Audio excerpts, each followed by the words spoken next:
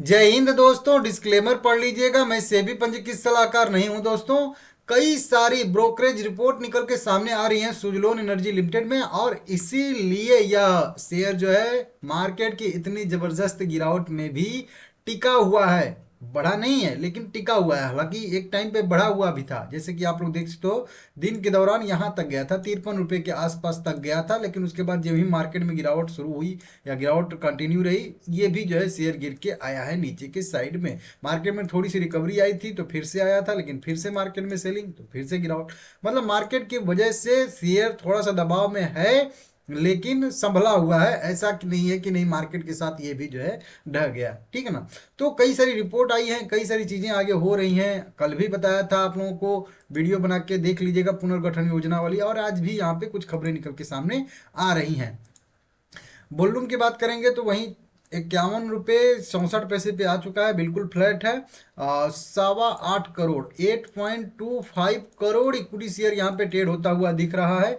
432 करोड़ रुपए के total share यहाँ पे बाय सेल होते हुए दिख रहे हैं। ऑप्शन चैन कल हम लोग देख लेंगे, क्योंकि आज वैसे भी कई सारी खबरें हैं। ठीक है ना। तो ऑप्शन चैन देखेंगे तो फिर दिक्कत हो जाएगा, बड़ी वीडियो बन जाएगी।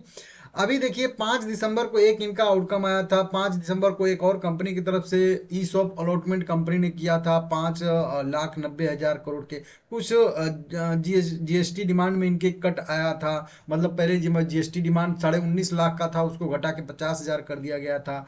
तो 19 लाख का जीएसटी कम इनका हो गया था डिमांड। इस तरीके से कई सारी खबरें निकल के सामने यहाँ पे आ रही हैं। आज देखिए आ रही है रिपोर्ट। सबसे पहले रिपोर्ट की बात करेंगे तब यहाँ पे आएंगे।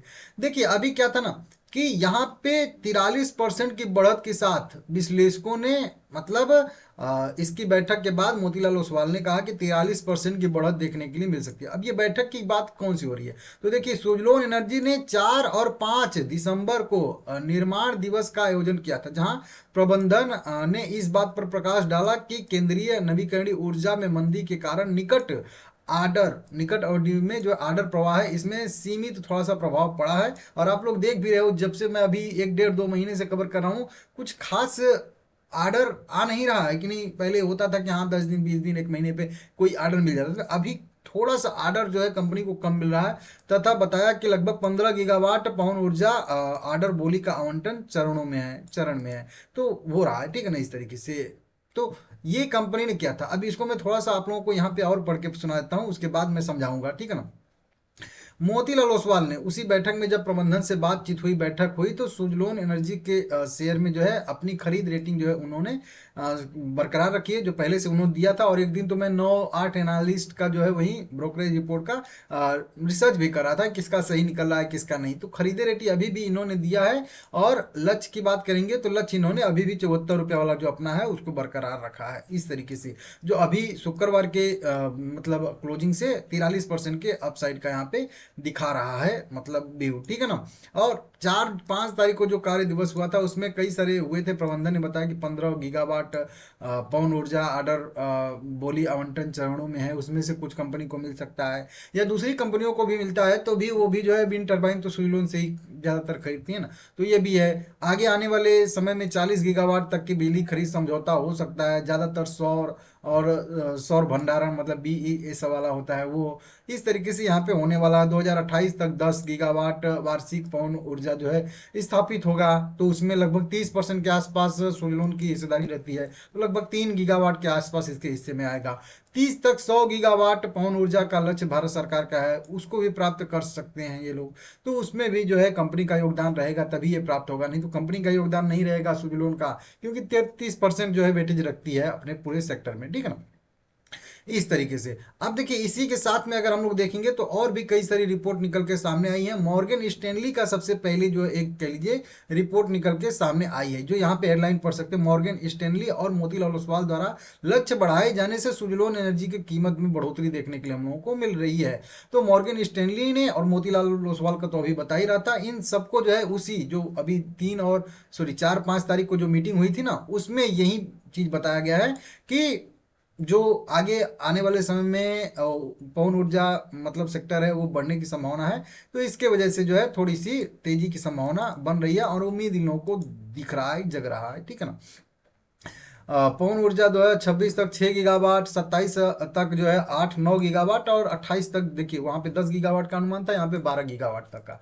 12 गीगावाट मतलब हो गया, अगर 30% लेंगे सुजलोन का वेटेज तो 4 गीगावाट 2028 में विंड टर्बाइन डिलीवर कर सकती है, ऐसी संभावना है। वहीं जो पहले से लक्ष्य है 2030 तक 100 गीगावाट पवन ऊर्जा का, तो वो सारी की सारी लक्ष्य की वजह से मोतीलाल ओसवाल ने भी और मॉर्गन स्टैनली ने भी अपना मतलब लक्ष्य मूल्य जो है वो बढ़ाया है, अच्छा खासा रेटिंग दिया है। इस तरीके से ये न्यूज निकल के सामने आ रही हैं। लेकिन कुछ जो डेली बेसिस पे या कह लीजिए स्विंग ट्रेडिंग के लिए जो होता है, उसमें अभी भी कुछ एनालिस्ट हैं जो सेलिंग का ही यहाँ पे व्यू जो है रख के चल रहे हैं ट्रेडिंग के हिसाब से। क्या करें ट्रेडिंग इस तरीके से, तो वारी पे, सुजलोन पे और आइनॉक्स विंड तीनों कंपनियों पे सेल रेटिंग है। जैसे इसमें शॉर्ट को होल्ड करने की सलाह दी जा रही है, और टारगेट प्राइस 43 से लेके जो है 38 तक बताया जा रहा है, जो मैं आप लोगों को 40 बताया था। देखिए उससे नीचे का भी 38 तक का भी ये लोग आ गए हैं, धीरे धीरे सब लोग आ जाते हैं। और 55 का स्टॉप लॉस फॉलो करने के लिए कहा जाता है। वारी की बात करेंगे तो वारी पे भी देखिए शॉर्ट से होल्ड करें, और टारगेट प्राइस जो रहेगा वो 2670 से लेके जो है 270 लिखा है, सॉरी छोड़ दीजिए, 3000 का स्टॉप लॉस फॉलो करने के लिए कहा जा रहा है। वहीं पे अगर बात करेंगे यहाँ पे आइनॉक्स विंड का भी था, तो यहाँ पे भी शॉर्ट से होल्ड करे, टारगेट 110 से 100 तक रहने वाला, स्टॉप लॉस 140। मतलब अब छोटी पोजीशन अगर देखेंगे हाल फिलहाल के लिए, तो अभी भी शॉर्ट का व्यू एनालिस्ट का है, लेकिन अभी मतलब कह लीजिए लॉन्ग टर्म का व्यू थोड़ा सा लोगों का पॉजिटिव यहाँ पे होता हुआ दिख रहा है।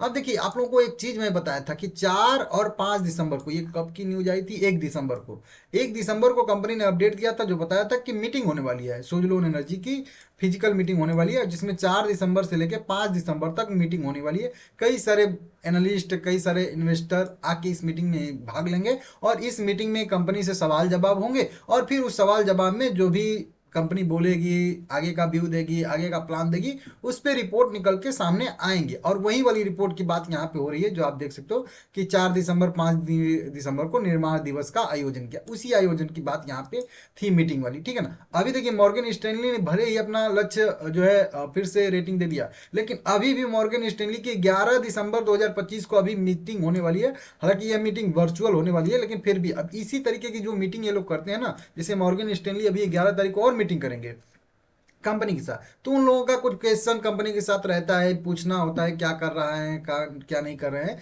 एकदम मतलब इस तरीके से। तो और जो कंपनी उनको देती है, बताती है, जो भी रिपोर्ट देती है, तो उसके हिसाब से फिर वो आगे जो है रिपोर्ट निकालते हैं कि हाँ ऐसा वैसा ये सब, ठीक है ना। तो वो सारी चीज़ें, तो 11 दिसंबर भी आप लोगों के लिए ये भी इंपॉर्टेंट डेट रहने वाला है। हालांकि जरूरी नहीं उसी दिन रिपोर्ट आएगी, 1-2 हफ्ते बाद, महीने बाद भी रिपोर्ट ये निकल के सामने आती है। बाकी कल आप लोगों को एक चीज़ और बताया था कि 11 दिसंबर से लेके, सॉरी 9 दिसंबर से लेके 11 दिसंबर तक वोटिंग भी हो रही है, ई रिमोट वोटिंग हो रही है पुनर्गठन योजना के लिए। और 12 तारीख को, 12 दिसंबर को शेयर होल्डर के साथ, अनसिक्योर्ड क्रेडिटर जो है उनके साथ मीटिंग भी होने वाली। तो अभी ये 3-4 दिन जो रहेगा सुजलोन के लिए, 5 दिन, वो या कह लीजिए ये हफ्ता ही कह लीजिए फ्राइडे तक, क्योंकि फ्राइडे को मीटिंग होने वाली, तो फ्राइडे तक ये हफ्ता जो रहेगा वो एक्शन पैक हफ्ता रहने वाला है सुजलोन की दृष्टि से। भले ही कुछ खास रिपोर्ट निकल के सामने ना आए, लेकिन अंदर खाने कुछ न कुछ चल रहा होगा। तो ये आप लोगों को ध्यान देना पड़ेगा। चैनल सब्सक्राइब कर लीजिएगा, जब भी अपडेट आएगा मैं आप लोगों को बताऊंगा। शेयर अभी भी बिल्कुल उसी 52 रुपए के सपोर्ट पे ही सस्टेन करके ट्रेड करता हुआ दिख रहा है। ये लेवल सस्टेन करना बहुत जरूरी है 52 रुपए वाला, इसको नहीं तो फिर दिक्कत हो जाएगा और फिर इसमें गिरावट आएगी। तो अभी देख ही रहा था, देख सकते हो आप लोग 38 रुपए तक का भी अब एनालिस्ट बता रहे हैं। हालांकि मैं आप लोगों को यहाँ से बताया हूँ पहले से कि 40-41 रुपए तक, 42 रुपए तक नीचे के साइड में अगला सपोर्ट इसका बनेगा, अगर 52 रुपया ब्रेक होता है, इसका रेजिस्टेंस लेता है तो। क्योंकि रेजिस्टेंस लेने का क्या मतलब है कि मान लेते हैं इसको ब्रेक किया और फिर एक बार अगर इसका रेजिस्टेंस ले लिया ना, तो फिर मान के चलिएगा आप लोग कि लगभग लगभग शायद 42, 40, 41 जो भी कह लीजिए, 1-2 पॉइंट वो जाने की संभावना इसकी बढ़ जाएगी। बाकी ऊपर की साइड में कई सारा रेजिस्टेंस है, कई सारा निगेटिव क्रॉसओवर हो रहा है। कभी टाइम मिलेगा तो फिर से इसके बारे में बात करेंगे हम लोग, ठीक है ना।